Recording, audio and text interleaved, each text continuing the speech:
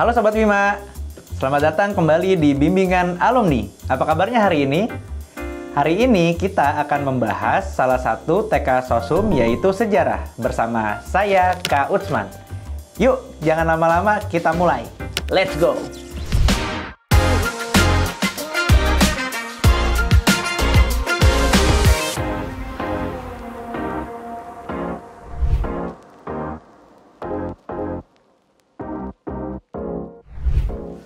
Baik Sobat Bima, kita akan lanjutkan pembahasan soal yang pertama. Soalnya adalah, perbedaan utama sejarah sebagai seni dan sebagai ilmu adalah, pilihan jawabannya, A. Menekankan interpretasi subjektif, sementara ilmu menekankan bukti objektif. B. Seni bersifat imajinatif, sementara ilmu bersifat dogmatis. C. Seni tidak memerlukan sumber, sementara ilmu tidak membutuhkan interpretasi. Yang D, seni memandang sejarah sebagai hiburan. Dan yang E, ilmu menolak interpretasi. Nah, Sobat Bima, kita lihat di sini bahwa ada dua kata kunci. Yang pertama adalah seni dan yang kedua adalah ilmu. Kita diminta untuk membedakan antara seni dan juga ilmu. Ya, apakah sejarah itu juga ada seninya? Ya, apakah sejarah hanya sebatas ilmu saja? Kita bahas bersama. Kita mulai dulu dari sejarah sebagai ilmu. Sejarah sebagai ilmu. Kalau berbicara sejarah sebagai ilmu, fokusnya adalah mencari kebenaran. Mencari kebenaran berdasarkan peristiwa yang sudah terjadi, ya.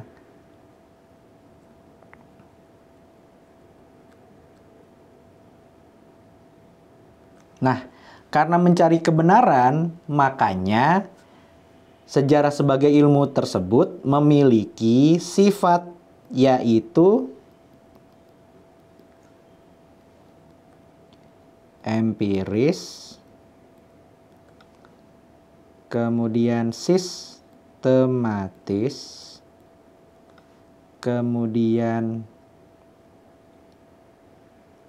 dia berdasarkan fakta, ya, dan juga objektif. Nah, di sini, seorang sejarawan dituntut untuk bisa mengungkapkan peristiwa di masa lalu dengan didasari atas objektivitas.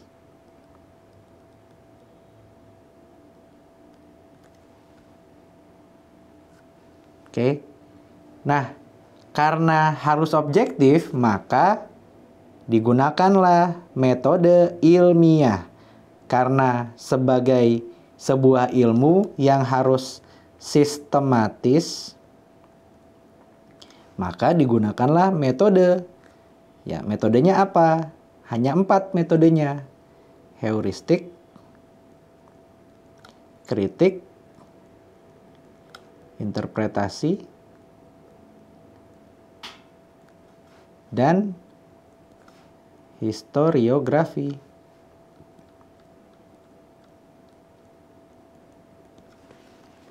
Jadi, kalau sejarah sebagai ilmu, yang ditekankan adalah objektivitas untuk mencari kebenaran atas peristiwa tertentu yang terjadi pada manusia.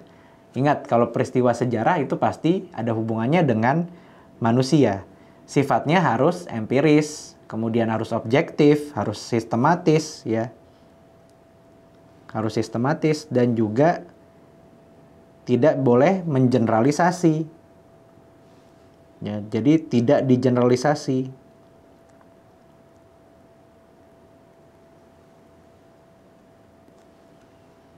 Nah, sekarang kita akan beralih ke sejarah sebagai seni. Apakah bisa sejarah sebagai seni? Nah, kalau sejarah sebagai seni,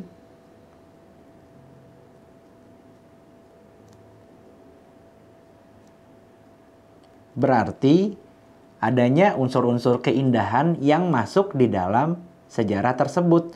Unsur keindahannya dari mana? Dilihat dari ya proses penyajian penulisan sejarah. Nah, berarti fokusnya adalah bagaimana merepresentasikan, bagaimana menuliskan, dan juga bagaimana menyajikan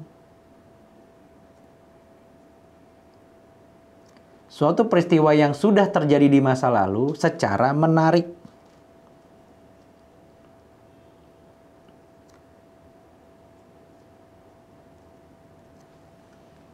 Nah, fokusnya di situ. Jadi bagaimana supaya sejarah ini dibuat secara menarik, dituliskan semenarik mungkin sehingga ya pembacanya itu mau membaca bahkan membayangkan apa yang terjadi di masa lalu tersebut.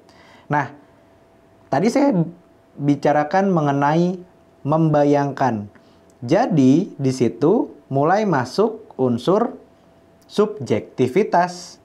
Jadi dalam proses interpretasinya, si sejarawan akan menggunakan keilmuannya dan juga pengalaman pribadinya untuk menuliskan sejarah tersebut supaya bisa dibaca secara melintas zaman dan menarik. Jadi sifatnya adalah ada subjektivitas, tetapi tetap berdasarkan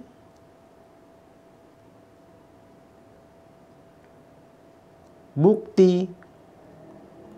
Makanya sumber sejarah di dalam penulisan sejarah itu sangat penting karena apapun yang dituliskan harus berbasis bukti, tetapi boleh pakai subjektivitas dan juga boleh pakai imajinasi.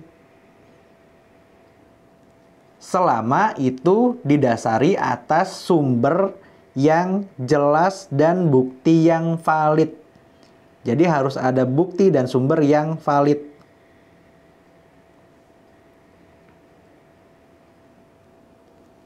Dengan kata lain, diperbolehkan ada subjektivitas, diperbolehkan ada imajinasi, tetapi harus didasari atas fakta yang sudah terjadi, ada sumbernya, ya, dan sumber tersebut sudah dikritisi lebih lanjut, dan juga sumber-sumber ini harus valid, gitu. Jadi, dengan kata lain, imajinasi dan subjektivitasnya ini terbatas. Selama masih dalam koridor kevalitan, selama masih dalam koridor bukti yang bisa divalidasi, maka hal tersebut diperbolehkan. Nah, makanya sejarah itu juga mengandung unsur keindahan dalam proses penulisannya. Tetapi dalam proses pencarian sumbernya harus didasari atas bukti yang jelas. Nah, soal sumber sejarah ini sangat penting. Bahkan ya ada salah satu peneliti sejarah namanya Peter Burke menyebutkan bahwa ya kritik terhadap sumber itu sangat penting. Maka dari itu ya sejarawan harus mendasari segala sesuatunya dari sumber yang valid. Ya, meskipun nanti dalam penulisannya diperbolehkan menggunakan imajinasi, diperbolehkan menggunakan subjektivitas dengan dasar bukti-bukti tersebut. Nah, dengan kata lain, untuk soal yang sekarang kita bahas, perbedaan utamanya ada di subjektif dan objektif. Kalau di ilmu, kita ditekankan untuk objektif, tetapi di dalam seni, ya kita diperbolehkan untuk menggunakan interpretasi kita secara subjektif, asalkan didasari atas sumber yang valid. Jadi untuk soal mengenai perbedaan utama sejarah sebagai seni dan sebagai ilmu terletak pada interpretasi subjektif pada seni dan juga ilmu menekankan bukti yang objektif. Jadi jawaban yang benar adalah yang A.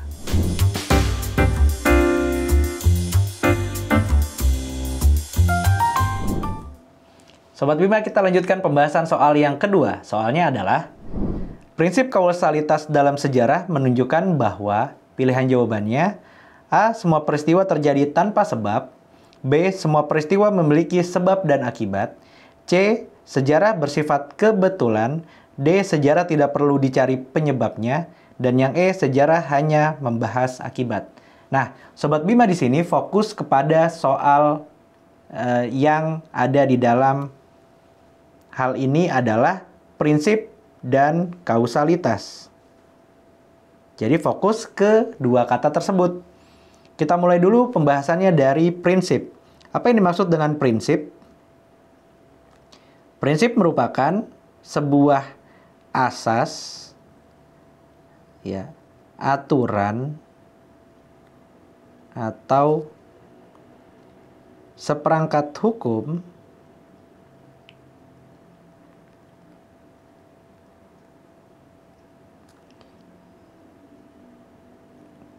yang digunakan dalam menganalisa dan mempelajari bahkan menuliskan sejarah.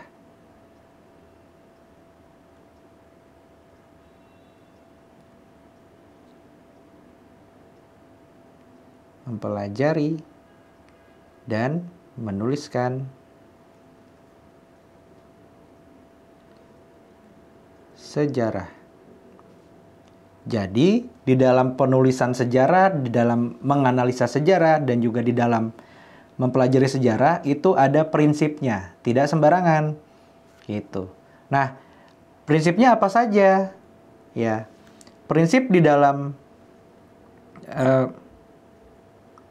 penulisan sejarah adalah yang pertama, kronologis. Artinya, ya, ada urutan waktu tertentu. Lalu, prinsip berikutnya adalah diakronis. Untuk melihat perubahan ataupun perkembangan manusia dalam waktu tertentu.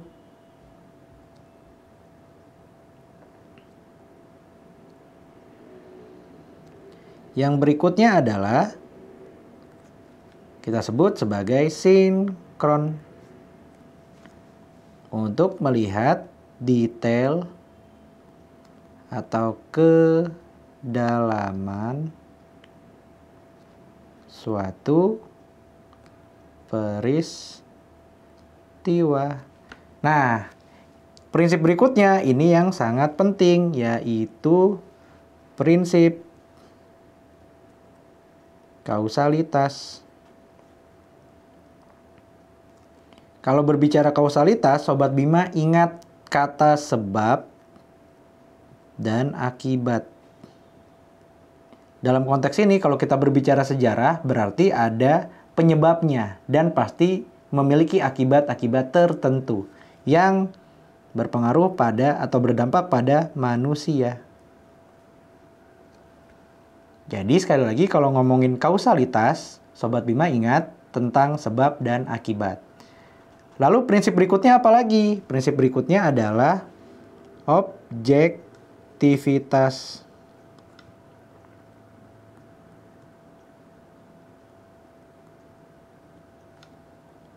Didasari atas bukti dan sumber yang valid. Nah, prinsip berikutnya apa? Subjektivitas. Yaitu si sejarawan diperbolehkan untuk memiliki subjektivitas berdasarkan pengetahuan dan pengalamannya. Tetapi harus didasari pada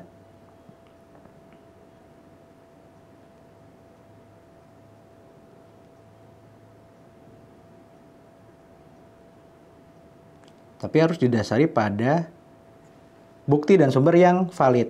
Yang berikutnya adalah keberlanjutan. bahwa peristiwa sejarah itu harus memiliki kesinambungan, sehingga nanti peristiwa tersebut bisa dikaitkan dalam konteks sekarang dan konteks mendatang berdasarkan pola-pola tertentu. Kita kembali ke dalam pembahasan mengenai prinsip kausalitas. Jadi ingat kalau prinsip itu berarti adalah asas atau aturan, dan kausalitas dalam konteks ini adalah sebab akibat. Nah, Sobat Bima tinggal cari mana yang ada sebab akibatnya. Khusus untuk soal ini, yang memiliki kata sebab dan akibat hanya pilihan jawaban yang B. Jadi jawaban yang benar adalah yang B. Setiap peristiwa memiliki sebab dan akibat.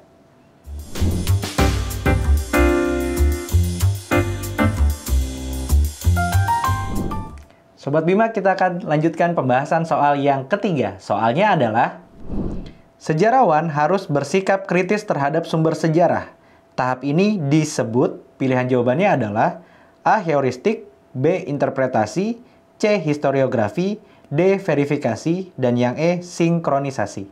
Nah, kita lihat dalam soal ditanyakan sikap kritis. Berarti kita harus memiliki kritik. Nah, apa yang dimaksud dengan kritik? Mudahnya, kritik itu adalah sebuah filter atau sebuah cara untuk memastikan bahwa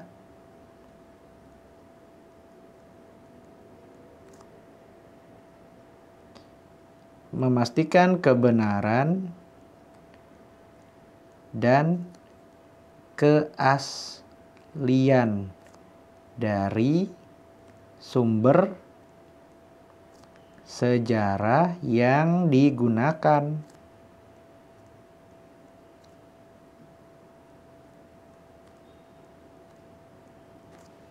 Nah, kritik itu terbagi menjadi dua. Yang pertama adalah kritik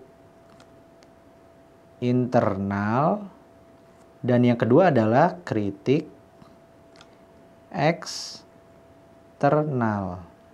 Nah, kritik internal itu mudahnya adalah kita diminta untuk menilai isi dari sumber sejarah. Kalau kritik eksternal, kita diminta untuk melakukan pemeriksaan keaslian sumber.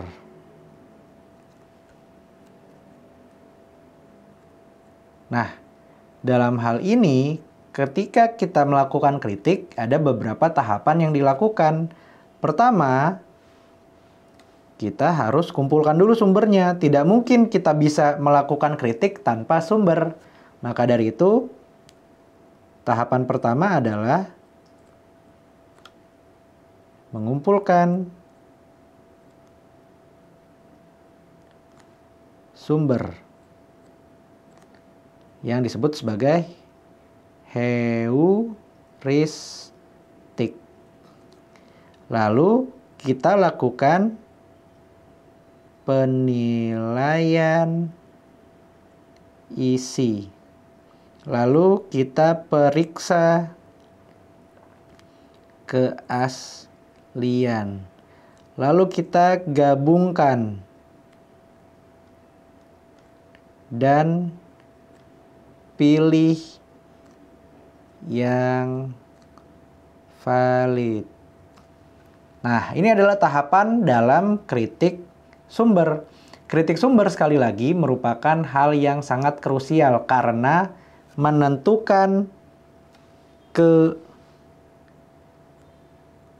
keaslian, kebenaran, dan juga nanti bermuara pada fakta yang akan diungkap. Jadi, kritik itu penting untuk menghindari hoax, dan bias. Nah, kalau kita gagal dalam melakukan proses kritik, maka proses berikutnya, terutama dalam interpretasi dan proses penulisan sejarah, akan gagal juga. Karena terjadi bias dan juga kita tidak bisa mempertanggungjawabkan keaslian dari sumber tersebut. Nah, dalam konteks ini, kritik itu mirip seperti proses verifikasi atau pengecekan dan pemeriksaan. Nah, kalau berbicara mengenai sikap kritis, berarti yang harus diingat adalah harus ada kritik yang didasari atas sumber. Yang berikutnya yang harus diingat adalah kritik itu akan menjadi filter yang bisa mengecek, memeriksa, bahkan memproduksi kebenaran dan fakta dari sebuah sejarah. Makanya posisinya sangat penting. Untuk itu, jawaban yang tepat dalam soal ini adalah verifikasi, yaitu yang D.